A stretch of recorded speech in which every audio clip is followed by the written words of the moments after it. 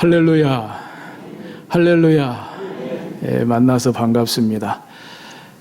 코로나로 함께 모여서 예배하는 것이 얼마나 어려운데 그래도 허락하는 한도 내에서 이렇게 철저하게 주의하고 지키는 가운데 오늘 대면 예배로 주일 성수하게 된 것을 무한 감사를 드립니다. 혹 부득이한 사정으로 대면 예배에 모이지 못하셨을지라도 꼭 우리 교회 예배로, 비대면 예배로 우리가 하나 되고 은혜가 되고 또 같은 말씀으로 결단하고 한 주간 복되게 살아가실 수 있기를 주의 이름으로 축복합니다. 왕보다 영웅, 오늘 두 번째 시간입니다. 두 번째 시간이자 마지막 시간입니다. 왕보다 영웅이기를 선택하고 영웅의 꿈을 꾸고 또 그대로 살아갔던 여호수아의 발자취를 지난 시간에 첫째, 둘째, 셋째로 따라가 보았습니다. 지난 시간 첫째, 둘째, 셋째 말씀에 대해서는 혹시 잊어버리셨거나 더 궁금하신 분들께서는 지난주일 설교를 다시 들으시거나 보시면 되겠습니다. 오늘은 네 번째, 다섯 번째, 즉 두 가지로 말씀을 드리고 마지막 결론으로 그렇다면 왕보다 영웅을 선택했던 여호수아, 그 여호수아가 꾸었던 꿈은 무엇이었는가 결론을 내리고 우리는 결단을 내리는 그런 시간이 될 수 있기를 주의 이름으로 축복합니다.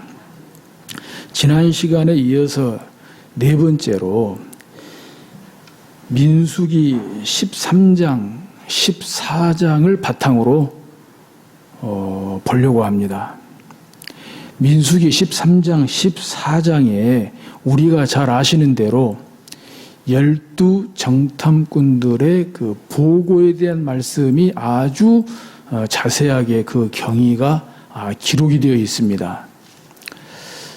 12 정탐꾼들의 보고라고 하는 것은 모세 인도하에 이스라엘 백성들이 애굽에서 나오지 않습니까?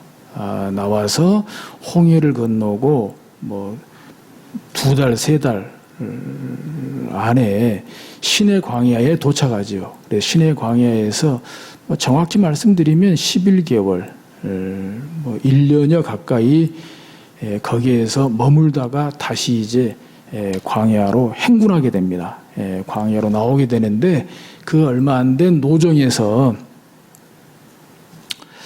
하나님께서 모세에게 명령하시기를 12지파 가운데 대표 한 명씩 뽑아서, 그러니까 12명의 정탐꾼들을 뽑아서 가나안 땅에 정탐하고 오도록 했습니다. 그래서 모세가 하나님의 명령대로 각 지파에서 대표 한 명씩 12명을 뽑았지요. 바로 거기에 여호수아와 갈렙이 들어가 있는 거예요.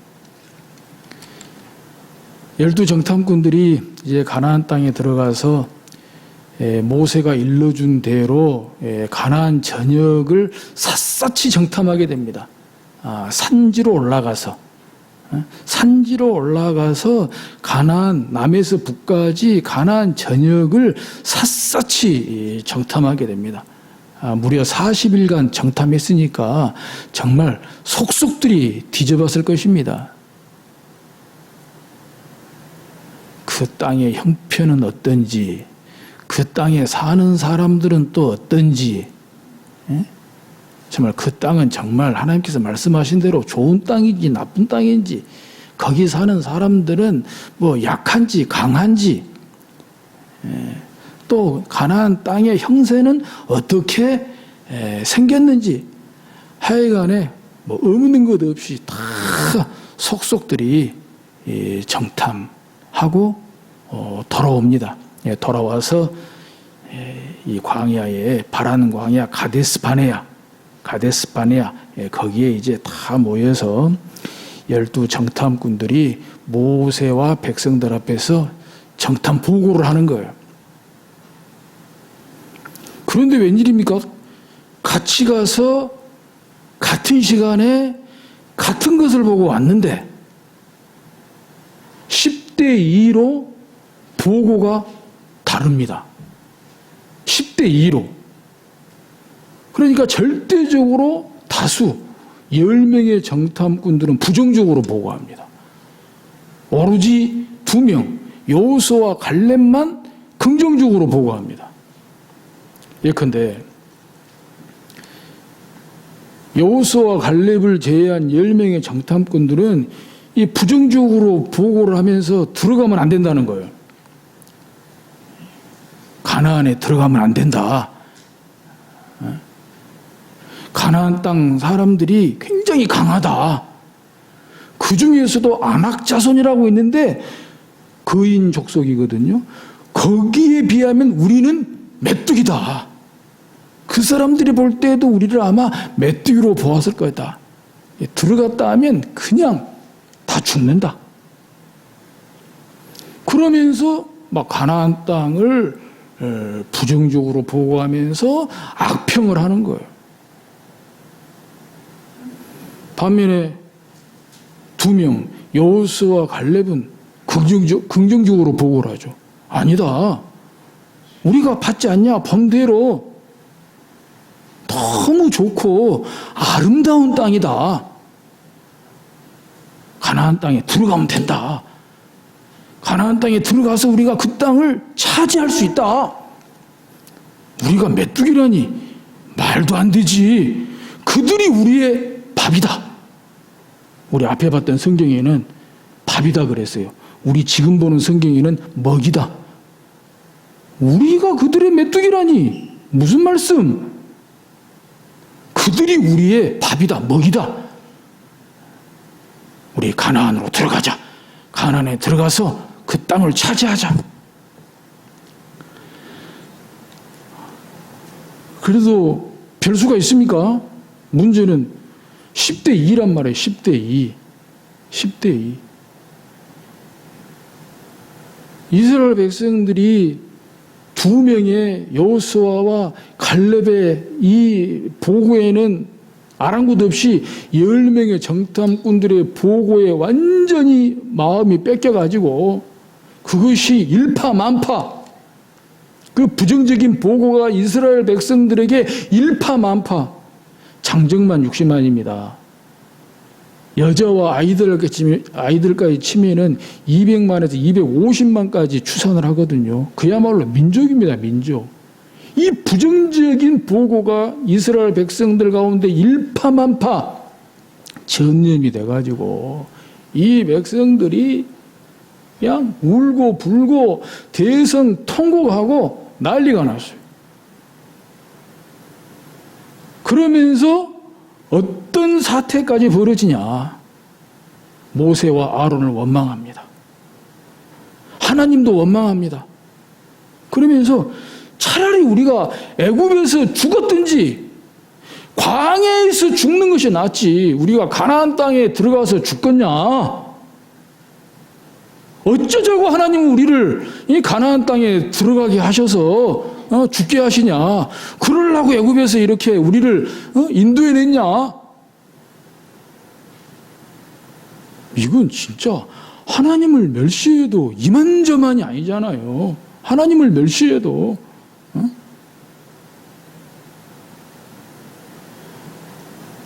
그래가지고 아무리 뭐 여호수아가 나서 설득을 하고 갈렙이 막 나서서 설득을 해도 안 되는 거예요. 그래가지고 결국 이 백성들이 막 돌을 들어가지고 막 모세고 아론이고 여호수아 갈렙이고 막 쳐 죽이려고 했어요. 그때 하나님께서 직접 개입하셔가지고 그 사태를 급수습하거든요. 그런 일이 생기면 안 되잖아요. 하나님은 언제나 하나님의 사람, 하나님의 뜻에 순종하는 사람을 인도하시고 지키시고 보호하시는 분 아닙니까? 하나님께서 직접 나타나시고 개입하셔가지고 그 사태를 급수습하시는데 문제는 하나님이 진노하셨단 말입니다. 하나님이 진노하셨어요. 그래서 하나님께서 모세에게 하시는 말씀이 나 이 백성들 전염병으로 다 죽여버리겠다 그랬어요. 내 이 백성들 전염병으로 다 죽여버리겠다. 그리고 정말 다른 큰 민족을 내가 내게 일으켜 주겠다 그랬어요. 진짜 하나님께서 단단히 마음 잡수셨습니다. 그런데 그때에도 모세가 죽기 살기로 기도했어요. 하나님 그러시면 안 된다고. 하나님 그러시면 안 된다고. 예? 모세가 하나님을 설득했어요. 하나님 그러시면 애굽 사람들이 뭐라고 할 것이며 주변 사람들이 뭐라고 하시겠습니까? 하나님 그러시면 안 됩니다. 죽기 살기로 기도하고 하나님께 매달려서 하나님께서 이제 당장 그 진노는 거두셨거든요. 그런데 딱 두 가지로 정리를 하셨어요. 그래, 네가 그렇게 나에게 사정을 하고 나에게 매달리니 내가 이 백성들을 이 광야에서 전염병으로 지금 당장 다 죽이는 것은 내가 거두겠다. 근데 두 가지는 받아들여야 된다는 거예요. 그 두 가지가 뭐냐? 첫째는 광야에서 40년 살아야 된다는 거예요. 그 대신 광야에서 40년 살아야 된다는 거예요. 애굽에서 가나안 땅까지 또 광야 어느 지점에 있어도 가나안 땅에 들어가는데 40년이 아니라 40일도 안 걸려요. 빨리 가면요, 애굽에서 가나안까지는 일주일이면 간답니다. 그리고 어디서도요, 한 달, 이짝 저짝이면 들어가는 데가 가나안 땅입니다. 그런데 40일도 아니고 40년 너희들 광야에서 살아야 돼. 이유는, 근거는 가나안 정탐 40일 했잖아요. 그 40일, 하루를 1년으로 계산해서 40년. 40년.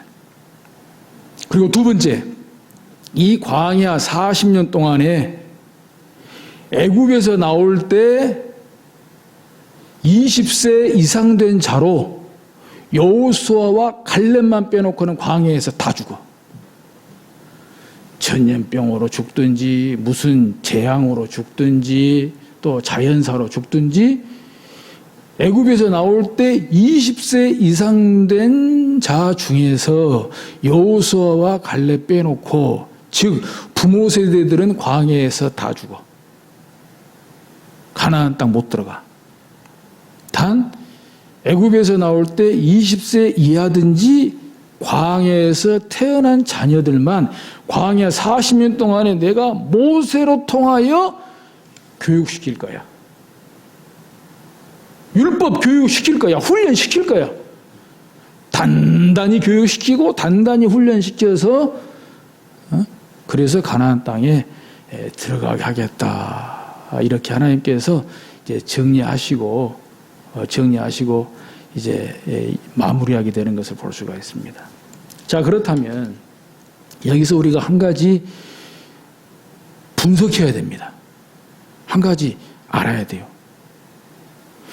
왜 12명의 정탐꾼들이 같은 시간에 같은 장소에서 같은 것을 보고도 10명의 정탐꾼들은 왜 부정적으로 보고를 하고 악평을 했냐는 거예요.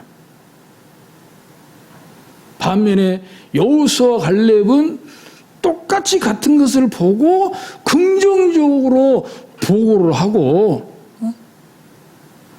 믿음으로 순종했냐 이 말이에요. 이유는 이겁니다. 10명의 정탐꾼들은 현상만 보고 비전을 못 봤다는 거예요.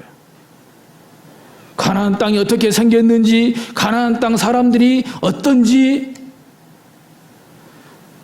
산지는 어디고 평지는 어디고 해변은 어디고 현상은 봤어요. 그런데 가나안 땅에 들어가게 하시는 그 하나님의 비전을 못 봤다는 거예요. 비전을. 반면에 여호수아와 갈렙은 현상도 봤어요. 다른 거 본 거 아니에요. 그들이 본 거 그대로 봤어요. 가나안 땅, 가나안 사람, 그들이 본 거 똑같이 봤어요. 근데 비전도 봤다는 거예요. 비전도 봤다는 거예요. 민수기 13장 1절 2절에 이렇게 나오거든요. 여호와께서 모세에게 말씀하여 이르시되 사람을 보내어 내가 이스라엘 자손에게 주는 가나안 땅을 정탐하게 하되. 이스라엘 자손에게 주는 가나안 땅. 가나안 땅은 어떤 땅이다? 하나님께서 이스라엘 자손에게 주는 땅이라는 거예요. 애굽의 종되었던 곳에서 이끌어내어서 가나안 땅으로 하나님께서 들어가게 하시고 가나안 땅을 주신다는 거예요. 그러면 그 땅이 무슨 땅입니까? 나쁜 땅입니까? 못 살 땅입니까? 저주의 땅입니까? 땅이 좋고 나쁘면 어떠며, 거기 사는 사람들이 강하고 약하면 어떠며, 거기서 풍년이 들고 흉년이 들면 어떠며, 그 환경이 문제가 아니라는 거죠. 비전. 하나님이 주는 땅, 하나님의 약속, 하나님의 축복, 하나님의 비전. 여호수아 갈렙은 이것까지 봤다는 거예요. 그렇기 때문에 우리가 가나안으로 올라가자. 그 땅을 취하자. 그 땅은 힘이 좋고 아름다운 땅이다. 젖과 꿀이 흐르는 땅이다. 그들은 우리의 밥이다, 먹이다. 이런 믿음이 용기가 나오는 겁니다. 예? 그러니까 중요한 건 그거예요. 긍정적이냐 부정적이냐, 부정적이냐 긍정적이냐, 순종하냐 불순종하냐, 불순종하냐 순종하냐.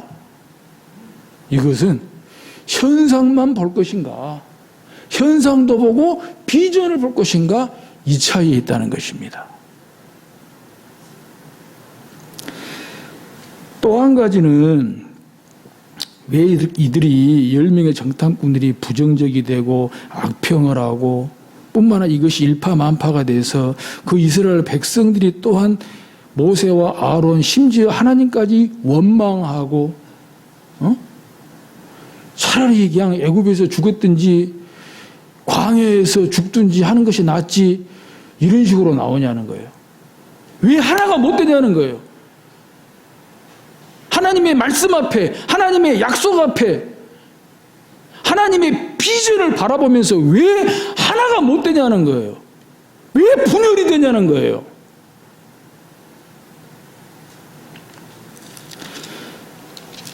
이 민수기 13장 앞에 11장, 12장이 굉장히 중요한 단서를 제공하고 있습니다.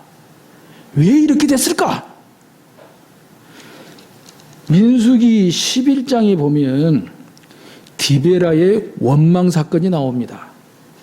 만나의 불평 사건이 나옵니다. 자세하게 알고 싶으시면 따로 한번 읽어보시면 금방 알 수 있을 것입니다. 민수기 11장에 이스라엘 백성들의 다베라의 원망 사건이 나와요. 이스라엘 백성들의 만나의 불평 사건이 나옵니다. 민수기 12장에는 미리암과 아론의 모세의 비방 사건이 나옵니다. 미리암이 누굽니까? 모세의 누이입니다. 누이. 아론 모세의 형입니다. 근데 이 미리암과 아론조차도 모세를 비방하는 사건이 나옵니다. 이런 원망, 비방, 이런 사건의 연장선에서 민수기 13장에 12명의 정탐 보고가 나오는 거예요.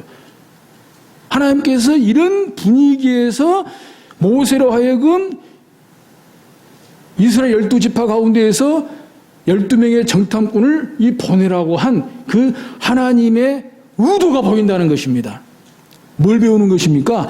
이런 분위기에서는 안 된다는 거예요. 어떻게 애굽에서 나왔는데 애굽에서 400년 동안 뭐하고 살았는데, 하나님의 은혜로 애굽에서 나왔는데, 하나님의 은혜로 여기까지 왔는데 그것도 모르고, 애굽에서 나온 지 얼마 됐다고, 십계명 받은 지 얼마 됐다고, 율법 받은 지 얼마 됐다고, 성막 지은 지 얼마 됐다고 원망해? 또 원망해? 모세 비방해? 그러고도 가나안 땅 들어갈 성 싶으냐? 그러고도 가나안 땅이 하나님의 약속이고 하나님의 축복이고 하나님의 비전이고 그 믿음으로 순종할 것 같으냐? 한번 갔다 와봐. 예, 이런 분위기에서는 안 된다는 것을 배우는 것입니다. 오늘날도 마찬가지입니다. 오늘날도 이런 분위기에서는 안 돼요. 절대 하나 안 됩니다. 분열될 수밖에 없는 거예요. 아마도 이 12명의 정탐 보고를 통해서, 그리고 모세의 중보기도와 하나님의 이 정리하시는 말씀들을 통해서 우리가 이걸 뼛속 깊이 배워야 되는 것입니다. 아마 그때 이 사람들도 뼛속 깊이 배웠을 거예요. 뼛속 깊이. 자, 그렇다면 정말 여호수아, 오늘 민수기에는 갈렙도 나옵니다마는 이 여호수아, 도대체 여호수아는 어떤 사람이었길래 왕보다 영웅을 마침내 택할 수 있었으며, 왕보다 영웅을 선택한 여호수아가 평소 행적에서, 지난 시간에는 생전에 전쟁 한 번도 안 해본 사람이 모세가 나가 싸우라니까 나가 싸우고, 시내산에 올라가서 모세는 하나님과 대면하고 있을 때 모세가 내려오기를 기다리면서 40일을 지내고, 모세는 회막을 떠나도 그 회막을 지키고, 오늘 본문에서는 이렇게 긍정적으로 보고하고 믿음으로 보고하고 순종하고 충성하고, 어떻게 이럴 수 있었을까? 그것이 오늘 마지막 본문에 여호수아 24장 15절 끝에 오직 나와 내 집은 여호와를 섬기겠노라, 이렇게 살아왔고 지금도 그렇게 살고 있고 그렇게 살다 죽을 것이다. 너희들은 택하라 이거예요. 오직 나와 내 집은 여호와를 섬기겠다. 나는 왕이 아니었고 앞으로도 왕이 안 될 것이고, 이 왕보다 영웅을 택했던 그 여호수아가 진정 꿈꾸었던 그 영웅의 꿈이 뭐냐는 거예요. 바로 제사장 나라였습니다. 거룩한 백성이었습니다. 제사장 나라를 위해서 내 한 몸 던질 수 있다면, 거룩한 백성의 한 사람이 될 수 있다면, 그것이 여호수아의 꿈이었어요. 영웅의 꿈이었어요. 전쟁 영웅 그 자체도 꿈이 아니었고, 전쟁 영웅 다음에 왕이 되는 것은 더더욱 아니었고, 여호수아가 꾸었던 꿈은 제국이 아닌 제사장 나라, 하나님을 예배하는 나라, 하나님을 섬기는 나라, 서로 사랑하는 나라, 서로 베푸는 나라, 복의 통로가 되는 나라, 하나님의 의와 공도를 행하는 하나님의 거룩한 백성, 그 백성이면 나는 모세의 시종으로 만족한다는 거예요. 모세의 시종으로. 할렐루야. 이것이 여호수아가 꿈꾸었던 영웅의 꿈이었습니다. 제사장 나라, 거룩한 백성.